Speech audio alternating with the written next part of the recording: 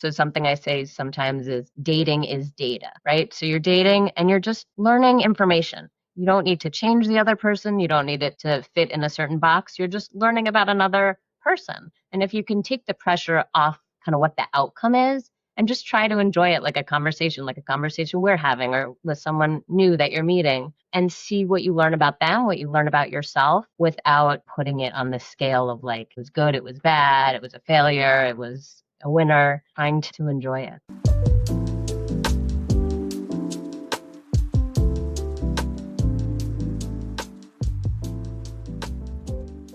Hey everyone, welcome to the Naked Truth with Lauren Season 2. Welcome back if you're a Season 1 listener, and welcome for the first time if you're tuning in for the first time. We are going to be talking all about the messy realities of navigating your 20s this season, and I am promising you real, stripped-down conversations about work, friendship, dating, self-worth, and the growing pains that no one warns you about at this age. Hopefully, you will feel a little less alone after listening. I'm your host, Lauren, a 29-year-old professional living in DC, passionate about creating spaces for open conversations and building genuine community. And I am so glad you're here.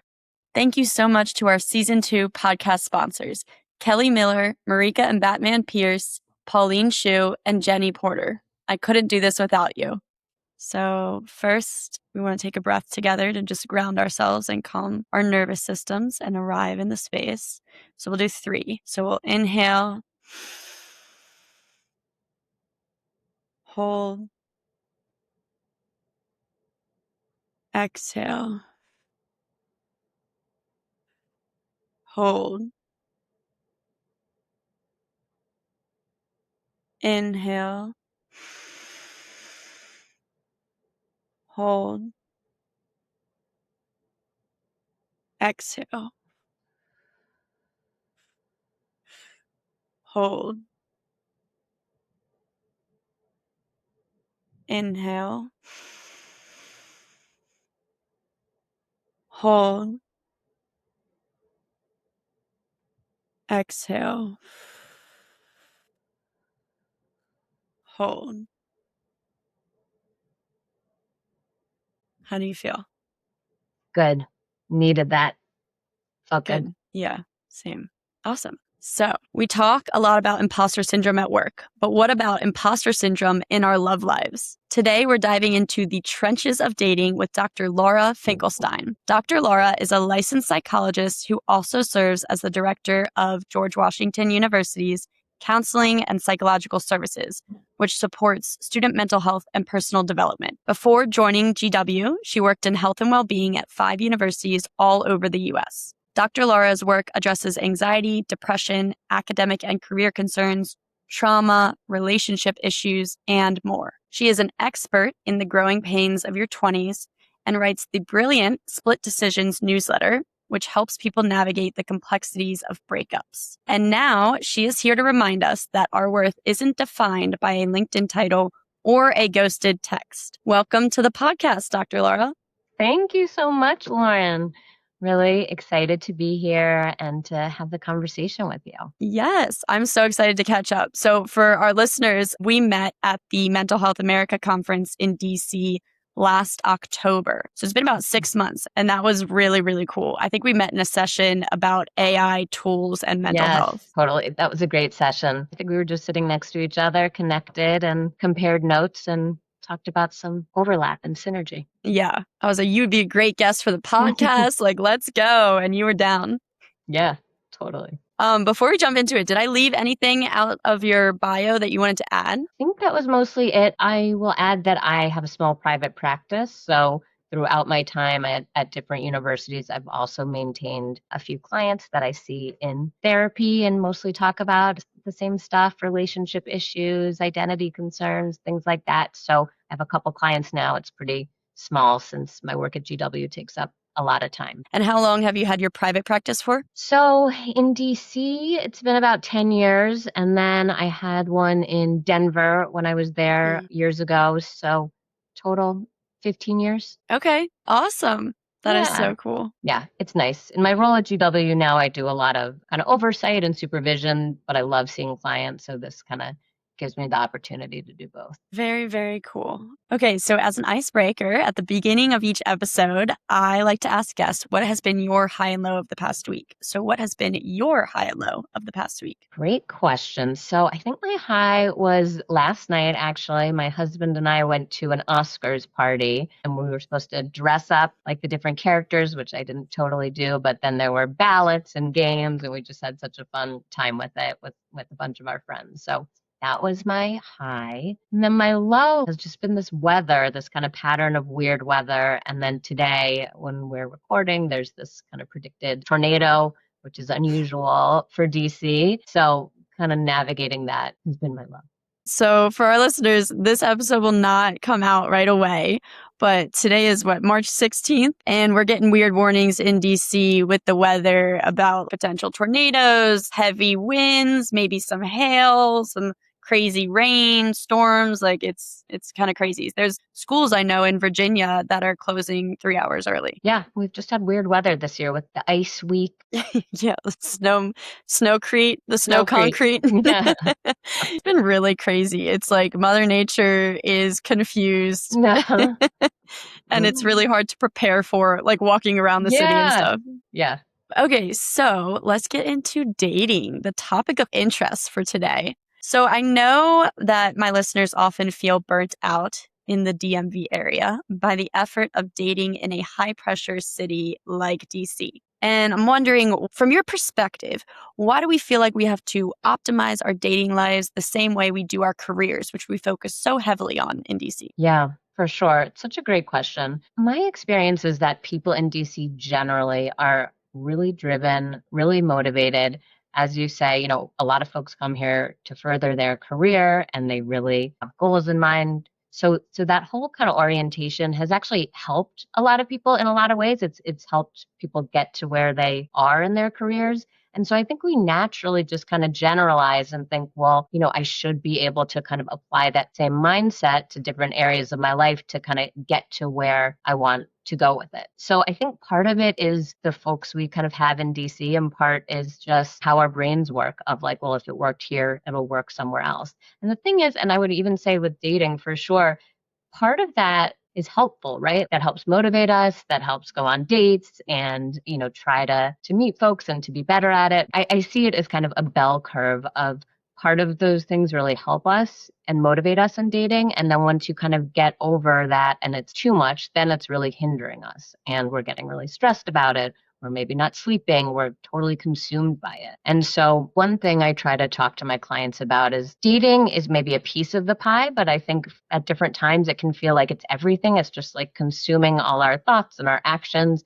And so really trying to maintain that balance of all the other things in your life that bring you joy, that are comfortable, and that are exciting. And so to not overemphasize that as too big a piece of your life. Okay, yeah, that makes sense. Sometimes it feels like I need to find my person right now. And then you over index on going on dates and stuff. And maybe it's not working out. Maybe it's the timing, maybe your mindset, like maybe you're not in the mental headspace that you're functioning at your best to be open and receptive to a romantic relationship or loving feelings. And so you want to make sure you're not giving up on the other areas of your life and not doing hobbies for yourself or hanging out with friends, because friendships are just as important, if not sometimes more, than a romantic partner or interest. Yeah, absolutely. And was just talking to a friend about this the other day, but I also think there's such a societal pressure to date and to be in a couple. I remember this when I was single, kind of always getting questions. Are you dating? How's it going? So it ramps up that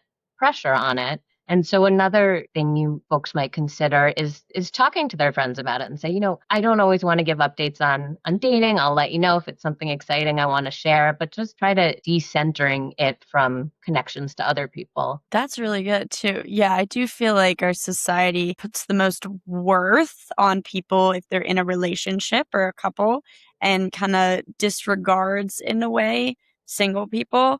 I loved my single years. Like right now, I'm currently in a long-term committed relationship, which I love as well. But I really learned to love the amount of time and energy I had to put into myself when I was all by myself and I could do whatever I want, like whenever I wanted. And even living alone, you're never going to have that much time for yourself in the future if you want a relationship and a family. So to just cherish it, like while you're young and you have it, rather than just like rushing through it to get to that partnership that maybe you jump into because of the pressure like in society and it might not be the right one for you. Absolutely. I feel the same way. I loved my single years too. And I think there's so many things to enjoy about it. And I do think it helps prime you for meeting a match that fits because you're not feeling like you're searching for this missing piece. We're all whole without a partner, but something that's additive to your life that might make certain things better or more fun. And so it actually helps with dating also to just enjoy being single. 100%. Yeah, you got to Yeah. be cool with yourself before Yeah. like you're cool in a relationship for the relationship to thrive and yourself. Yes. Yeah.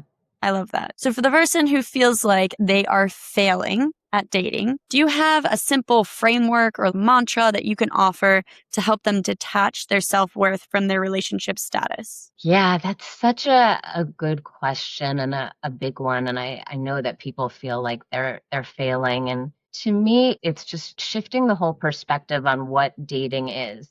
There isn't winning at it, losing at it. It's just experiences. And so to try kind of from a bit of distance, observe things that way. So something I say sometimes is dating is data, right? So you're dating and you're just learning information. You don't need to change the other person. You don't need it to fit in a certain box. You're just learning about another person. And if you can take the pressure off kind of what the outcome is and just try to enjoy it like a conversation we're having or with someone new that you're meeting and see what you learn about them, what you learn about yourself without, yeah, again, putting it on the scale of like, it was good, it was bad, it was a failure, it was a winner, trying to enjoy it.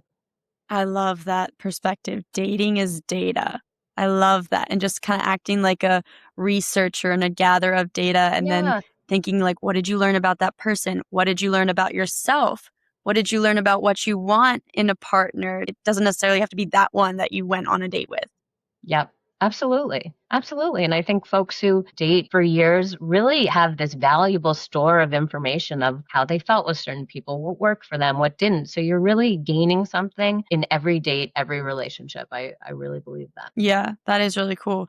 It reminds me too, when I met my girlfriend, I actually met her at a singles mixer in DC, April 1st of last year. Before that, like a year plus before, she wasn't in great mental headspace, but then she worked on herself. She put in the work. She was in therapy. She got to a really good mental headspace and she kind of let go of the outcome. She really wanted to find her partner and a significant other. And she kind of just manifested that the year before we met and put it out into the universe. Like, I know I'm going to find my person next year. I know this is going to be my last time spending Christmas as a single person, let's say. And then she put in the work to find her person and she signed up for 2 dating events. And this was the second one that she had gone to that we met at. And she said her previous self would have gone into it putting a lot of pressure on herself to be like, oh, this might be where you find your person. And if you don't walk away with someone's number or having a connection, then you failed at dating, like we were talking about. But Hmm. this time she was talking to her sister and her cousin who she's close with right before going to this dating event. And she was like, not thinking too hard about it. She was like, I'm just going to go. Like, I'm proud of myself for putting myself out there. Who knows if I make a connection or not? Let's say I don't connect with anyone romantically. Well, I could meet friends. You know, there's other possibilities that she opened herself up to and that she's just intaking the experience and grateful for the experience and just like chatting with new people. Yeah. So that's the mindset she went into it with. And then we met. I love that. I love that story. I think, yeah, it speaks to, you hear people say you find it when you're not looking for it. I've never loved that because I do think that you can really date intentionally and know what you're looking for, and that can be helpful. But to me, the not looking for it is just quieting the noise in your mind about the outcome, about has to happen a certain way, it should be a certain way, and just being really open. I think that makes it more possible to meet someone and just makes life more enjoyable. Yes. I agree. Easier said than done. Yes. But it is a really good reminder for everyone out there just to kind of let go, because you can only control so much of life. You can't control everything, and you can't control others' inputs and actions. So you just kind of have to vibe with it, Yeah, for sure. Let's get tactical. So I have a couple questions that maybe you could share tools that could help our listeners implement right away into their lives to enhance their dating experiences. So my first one is, how do we identify our dating non-negotiables without feeling like we're being too picky? This is such a great one. So first we'll say, I don't believe in being too picky. And we hear it a lot. I heard it a lot in my dating life before I met my husband. And I think for one, it's minimizing. It's other people saying this thing that you're saying is important isn't actually important. And what I find is, when I hear people's preferences, they generally don't sound picky. Maybe on the surface it sounds like something, but if you kind of dig deeper into like, why is this important or why did this person turn you off? It generally speaks to something more kind of at the core of who they are. So I would encourage people to not think of themselves as being too picky and not tell other people that they're being too picky, because I don't think it's helpful. Second thing is, so as you're thinking about what you're looking for or not looking for, focusing more on your experience of something than the behaviors. So, for example, let's say on the surface, you're saying, well, I want someone who has a job that makes a certain amount of money. So, what I would ask you to consider is more, how do you want to feel with the person that you're with? So maybe it's, I really want some financial security, or I want to just broadly feel safe and comfortable, or I want to feel like it's really even and we're both contributing. So trying to take it away from this thing about a specific person and how you feel in the moment.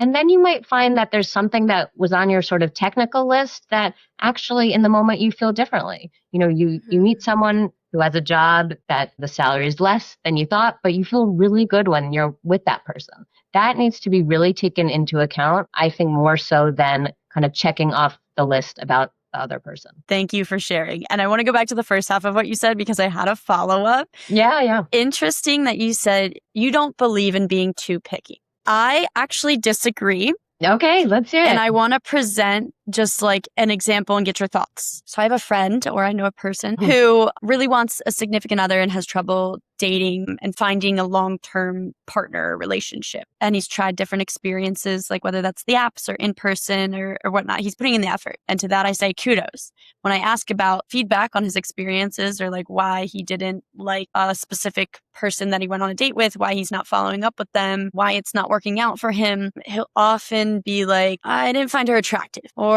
I don't know, I just didn't think she was that cute or pretty, and I didn't feel that like chemistry between us. And it's often like the same things over and over.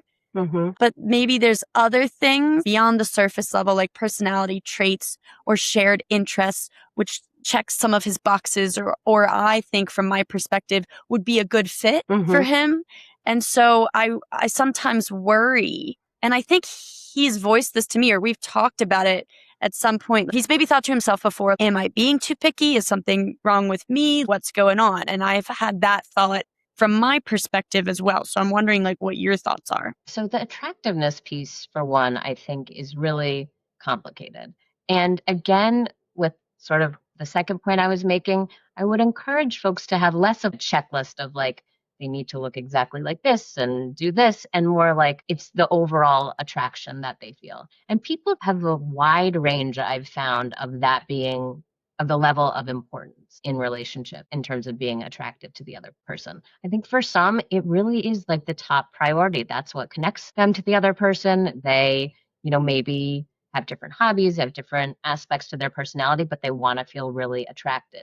I guess the caveat to the too picky is I don't think there's anything universally too picky. Now, that said, if someone like your friend is himself feeling like he is maybe being too picky or is wanting to kind of broaden his scope, I would suggest therapy, because there might be some block there in terms of why he doesn't feel like he can kind of be more open-minded to other types of people. So if he's feeling that way, then I think just reflecting on, was there a formative past experience he had in a relationship that really changed his view? Were there messages from his parents or friends that told him that he needed to kind of approach dating in a certain way? But then again, yeah, I come from a place, I know for me, many people felt that I was too picky. And then when I met with my husband, I felt like, okay, this was what I was waiting for. Less so in terms of a checklist and more just like how I wanted to feel and be myself in a relationship. So it's just kind of a nuanced thing. Very interesting. Thank you for sharing. And I Yeah. appreciate you bringing up a tip about therapy because I do think at some point in everyone's life, everyone could benefit from therapy. So I think that's always a good investment. Yeah. When it starts to feel maybe less about the other people and more about ourselves, I think that's always a good time to get in there and explore, why is this my approach to dating and do I want to try and work on any of it? So, in our world, comparison is super easy with the access we have to social media and seeing others like curated lives who we may not even like live near or be close friends with anymore. So, I'm wondering, how do we manage the comparison trap when it feels like maybe everyone else on social media on your feed is getting engaged or having a kid and we're on our fifth average coffee date? This is such a hard one and such a universal one right now with the students I see, with my clients, the constant comparison. And I think social media and the internet has taken that to the nth degree. I think there's a couple things that we can do. One is to really just, again, I talk a lot about feelings, but self-reflect, like, how do I feel when I'm making these comparisons and when I'm going on social media? And it seems obvious, but I've seen it with clients. Say I spent an hour last night scrolling on Instagram and everyone seems like they're, in the type of relationship that I want. And so I said, well, how did you feel doing that? And they say, felt really sad or jealous or upset. Then you're kind of consistently doing something that makes you feel upset, right? So just like anything we might do, kind of making a shift in accordance to how we want to feel and how we know something does feel. Another thing with social that people do is, and I think we talked about this at the conference too, but curating your feed a bit more so that you're looking at things that feel positive, that don't evoke that kind of comparison. Okay, I actually hate sweating when I sleep, and I'm a hot sleeper. Cozy Earth solved this problem with its bamboo sheet set, which provides cooling comfort and unparalleled softness. And I got you 21% off. Just use my code TRUTH at checkout at cozyearth.com. If you use code TRUTH, TRUTH, at checkout at cozyearth.com, you'll get 21% off. And if you forget, use the link in the show notes for all the details. Apparently, Oprah has included Cozy Earth on her favorite things list for 7 consecutive years, so you know it's got to be good. More Labs Morning Recovery is the #1 alcohol recovery supplement that helps you wake up clear-headed and refreshed. It comes in handy whether you've had a late night out, a long workday, or just need a boost. Their clinically proven formula is powered by DHM, which is a plant-based ingredient that helps the liver process toxins efficiently, fights fatigue, and reduces sluggishness. Enjoy 25% off with promo code NAKED at morelabs.com. It's promo code NAKED, NAKED, at morelabs.com for 25% off. Or use the link in the show notes. Can you explain further what you mean by curating your social media to invoke the positive feelings that you want? Yeah. And so this was something that I thought more about from the conference. So, the social media goes on an algorithm. So the more things we look at, they then tailor what's popping up to what we're interested in. And so could be muting friends who some of their images or what they're talking about evokes those negative feelings for you. It could be, seeking out mindfulness apps and socials, things like that, so that we're sort of like training our searches to look for things that feedback positivity towards us. So things like that. I love that. Thank you for bringing that up too. I've actually had conversations recently with my sister about curating social media because she follows like a bunch of people, as do I. And sometimes she'll make a comment like, oh, did you see such and such is doing this? And it's like not a close friend, someone she hasn't seen in years, doesn't know anymore. But the feelings of jealousy are clearly present in what she's saying. And I do feel jealous as well. So I want to normalize that feeling when you see others living a life or having certain perks in their life that maybe you want, that you're jealous of. And I'm like, unfollow them. Yeah. You're describing these like negative feelings, whether it's jealousy or sadness or anxious, nervous, kind of worrying feelings. And Yeah. like, you don't have to follow them, like unfollow them. And then her response will be, well, no, because XYZ, or I don't want to be rude. I don't want to be mean. And I'm like, it's not about them. It's about you. And likely the other person won't even notice that you unfollowed them. Yeah. Totally. And I think there's also a great option of the muting, which I don't think they even are aware if you mute them. It just means it doesn't come up in your feed, but they're not like unfollowed or unfriended or whatever. Oh, okay. Is this an Instagram function It's where Instagram. Yeah. okay. Depending on whatever socials you use, there could be different options where maybe they don't even know that you're not following them. But to your point, and I agree, I mean, this is your own mental health, right? So if you need to make some changes to that, people in your life who are supportive should understand that. Yeah, I think it's a self-care activity. Now, Yeah. like, if you asked me 5 years ago, I would have been like, heck no, like, I would never do that. Like, that's mean, or why do I need to do that? But now, after learning more and going to therapy and paying attention more to my mental health, I'm like, oh, every once in a while, it's important to go through, like, if I spend a lot of time on Instagram, my Instagram friends, see who I'm following, unfollow anyone or any accounts that don't make me feel good for whatever reason. It doesn't matter. Like, try not to judge myself. Yeah. And it's a self-care activity to narrow down who and what accounts you're following. Because Yeah. again, too, it can get out of hand. I think I follow like, let's say 1,500 people around that number. I don't have that many friends in real life, like Right. friends Right. who I speak with Yeah. and, reach out to catch up with or like vent or whatever. So I'm like, why do I need to see what's going on in this person's life who I haven't seen in 10 years? Yeah. Why do I Yeah. care? What purpose is it really serving? So I always try and encourage like using social media intentionally. Like what are you looking for out of an experience and not falling into that trap of like just pick it up and scroll through and time is, flying and you have kind of all these emotions coming up, but like what do you hope to accomplish from it? And do you have to remove some people to get there? And it's tough because the way they do it, it's like addictive. Yeah. Yeah. So I definitely find myself scrolling when I'm just like sitting there for a second and I'm bored and I need stimulation. I'm like scrolling. And then, if it's TikTok, hours could go by and I'm like, whoa, it's Yeah. 8 p.m. Who knew? Yeah. I'm Totally. like, wait, what did I do with all that time? And you're right. It seems so obvious to check in with yourself and see how you're feeling, but it's not. I Yeah. don't even do it. We don't stop to like think about how we are feeling in this world of like constant stimulation and Yes. access to all this information, whether that's like visually or by text or whatever. I could scroll social media and then get off and not even clock those feelings or stop to check in with myself and be like, oh, I am actually feeling behind because of all of these people I just saw around my age who are getting engaged or just got married or adopted a dog. And let's say like, I want a dog, So Yeah. it's like, I didn't stop to think about how that made me feel. And I just kind of like move on. For sure. I know. And I would say another bonus of trying to limit the social media and just being on the phone generally is regarding dating. When you're on the phone all the time, you're kind of missing what's happening in the world. I do it too. I'm working on right now, not being on my phone while I'm walking, which is something I do all the time at the office. But I feel, I'm missing interactions around me, missing new people, missing conversations. And so I think kind of that openness can also help if you're looking to meet people.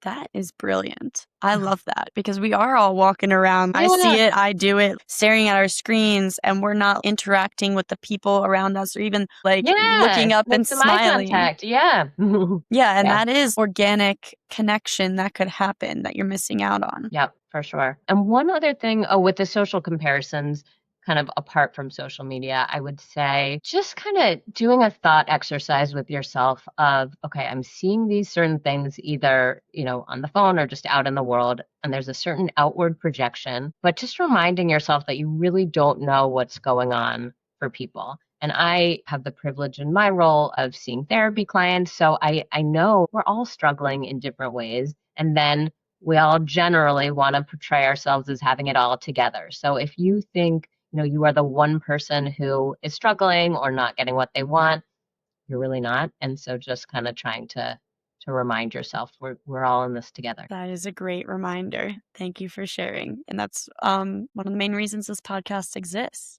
to peel back the actual messy reality, which you can do in a podcast form, but you can't do in like a little Instagram reel or a picture. I'm wondering, so another like tactical takeaway that my listeners could take from this and implement to enhance their own dating lives. So sometimes it's like a horrible dating experience that someone has, and it could really impact their day to day or their mood for the entire week. And so I'm wondering, how do we practice like self-soothing after a bad dating experience so it doesn't ruin our entire week? So I would say, to some of the earlier things we were talking about, trying to put it into perspective with the other things going on in your life and lean into those other positive tools you have available to you. So whether that's talking it through with someone, a friend or a therapist, or doing your self-care activities, whatever those are. And I'm really non-prescriptive about self-care because I think it's so unique to everyone. I remember for me, I was often getting the recommendation of self-care being like physical activity, which isn't my self-care.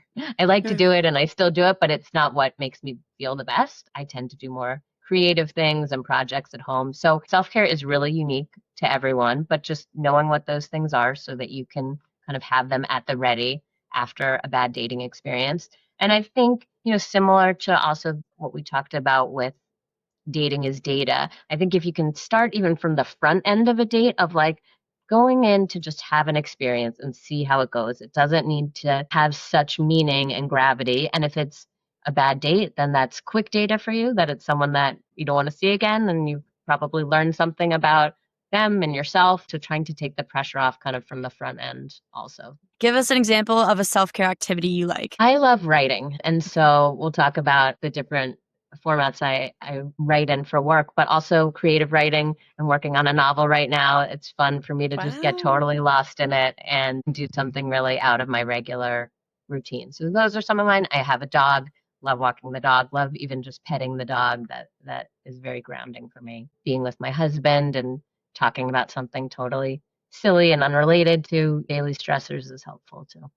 I love that. Congrats on the Yeah. novel you're working on. Oh, yeah, thanks. Just started Very a couple exciting. weeks ago. Very, very exciting. And I've Yeah. heard that the writing a book process is really difficult. So good for you. No, thank you. Let's talk about split decisions some more. So can you describe what split decisions is? For sure. So split decisions came from some of my personal experiences. And then in grad school, I started to study it. So I was really interested in grief after initiating a breakup with someone. And so there's a lot of stuff out there for if you've been broken up with or dumped, kind of what that process looks like, but nothing for the initiator of a breakup. And I found personally and in my clinical work, that was kind of its own journey, because you had to deal with the fact that you made the decision that hurt someone else and that was disruptive to your life. There's a lot of guilt that comes up, regret, did I do the right thing, along with often some positive feelings, but it's just kind of a complex experience and no one was really talking about it. So I wanted to give voice to that and support, because another thing with initiators is they often don't have folks kind of rallying around them, like those who are broken up with. And so I created Substack, so a newsletter that talks about different parts of the initiation process. And I have an Instagram that has little bits about it too. And so, yeah, I've really been enjoying it. Awesome. And yeah, you're totally right. It's like that side of things, you don't have people rallying around you because you're not the dumpy, the one that Right. is like outwardly heartbroken. Although I imagine there is a sort of heartbreak that can Yeah. happen on that side too, as the initiator. Yes, for sure. Yeah, I think it can happen for both. I mean, often there's still a lot of change to wrestle with. Maybe you pictured yourself with this person and something just didn't go as planned. So there can be a lot of heartbreak on both sides. Yeah. I just caught myself. I said, I imagine, but I actually have been the initiator in my dating experience, have more so been on the dumpy side, but there's been different like levels of relationships that I've had like romantically. And I think that might be a story that I need to let go of, because now I can Hmm. think of several examples off the top of my mind where it's like, wait, I initiated that, or like I wasn't as invested, and maybe the other person saw it as more of like a serious relationship. So I technically initiated that Yeah. breakup or the dissolving of a situationship, let's say, if it wasn't like a defined relationship with like titles. And I have experienced heartbreak on that side. It's not always an easy Yeah. decision. Like it's It, still it hard. almost never is. And I think people really second guess it, wonder if they should do it. And some people never get over the hurdle and that fear, and they stay in relationships, where they don't feel good. And so it's not at all like a pro breakup newsletter, but it is the idea of like, if you're going down that path or thinking about it, here's some encouragement if it's going to be the right thing for you. Yeah, I love that. Yeah. And why would you say is being the one to say this isn't working actually a superpower for our self-esteem? Yeah. So I think it often doesn't feel that way in the moment. But so, as I mentioned, I did some research on this and did a study. And everyone I spoke to, all the initiators, said it was so painful going through it. And then afterwards, they were proud of themselves. They felt increased self confidence. They felt they had like a clear path towards what they wanted, whether that was a relationship or not, and what kind of relationship they wanted. So you learn all these things about yourself. And as I mentioned, there's so many folks who don't feel like they're able to break up or for whatever reason. And so to kind of know that that's the right thing for you to do and put yourself what is really going to be immediate pain in order to long term, feel better and feel more hopeful and be with a better partner potentially, I think it can really increase self-confidence, and it's a brave thing to do and can ultimately feel good. It's really like, and in my personal experience, I found too, just sort of like aligning your values with your actions. If you feel like you shouldn't be in this relationship and then you act on it, it's a really powerful thing to do. I'm curious from your research and experiences why I know that it's like really hard to end a relationship, especially if it's like a longer term relationship. And maybe if you're living with that person, like there's a lot in your life that would change and there's a lot of hardship that comes with that. And I'm wondering, like, from your research and your experiences, what would you say is like the main reason, if there is one, that people do not end relationships that are unhealthy for them or like toxic situations? It's probably two things. One is what you alluded to, which is like there's so many moving pieces and it just feels too overwhelming. There's like a shared home or animal or kids or, friend group, and it just feels like too much to untangle.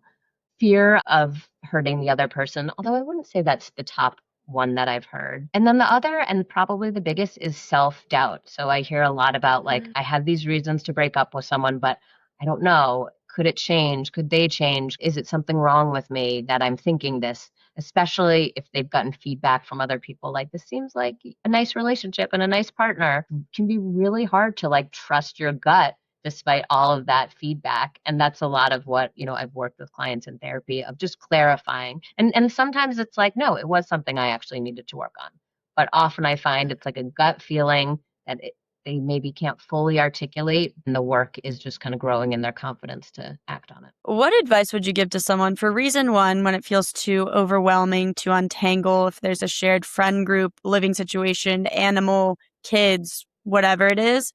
What advice would you give to someone in that position if you know and they know in their gut that they're not going to be happy in the long run with this person? I try to give kind of less specific advice and more to help them kind of process and figure out what is best for them. And I will say my research is primarily with 20 and 30s non-married couples, and also relationships that aren't abusive and there's not like a really significant danger or concern, in which case I think you have to think about it a little bit differently in Yes. terms of urgency. All that said, I think, yeah, so it's just kind of processing that for yourself. Is it worth the way I'm feeling now? Let's assume this is not really going to go away once you've clarified that. Am I able to keep going with this feeling and keep things intact, but make these sacrifices kind of at my core? And another tool that I'll sometimes use is, let's imagine you 20 years from now, looking back on your life and on where you want to be. What would you say to yourself right now? And where do you want to be at that point? And that can be a powerful tool for folks to be like,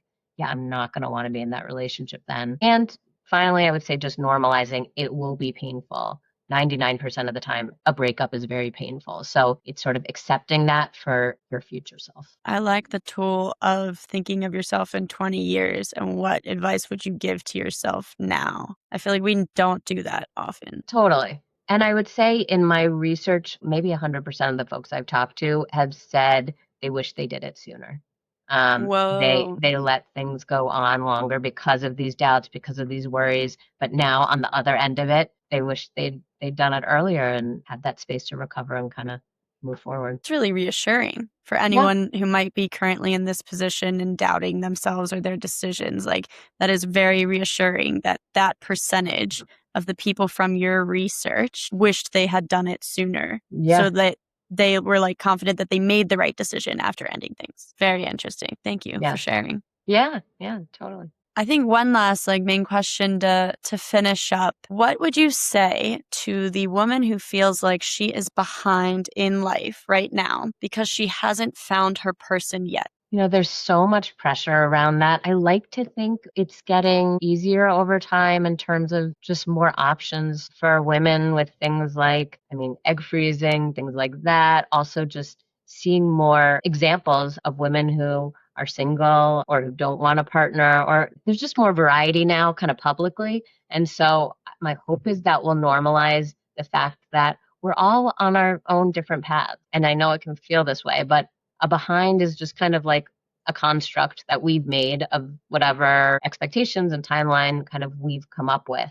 And so to really try to challenge that and take ownership in charting your own path, I think it's a real wonderful thing to be able to do. I remember a good friend of mine said to me something she admired about me was that I charted my own course because I didn't really follow what a lot of the people around me were doing. And that just made me feel so good and empowered in it. Not like I was behind, but like I was doing what was right for me and not letting those pressures dictate how I was going to live my life. So I think it can be an empowering thing, but it takes a bit of a shift in how we're thinking about things, and also can be helpful to do less of that comparison that we talked about. Kudos to you. And also, yes, representation is key.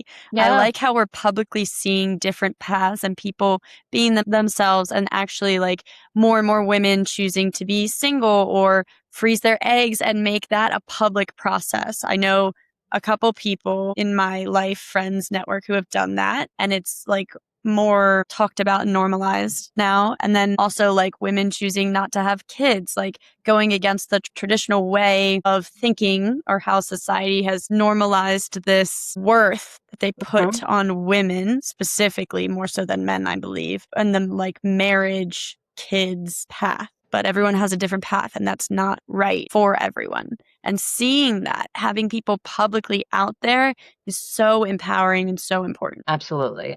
I've seen that with my clients. If there's someone, maybe it's a celebrity or an athlete or something that's kind of going on the path similar to theirs, it can be so reassuring. And so would encourage folks to find someone out there.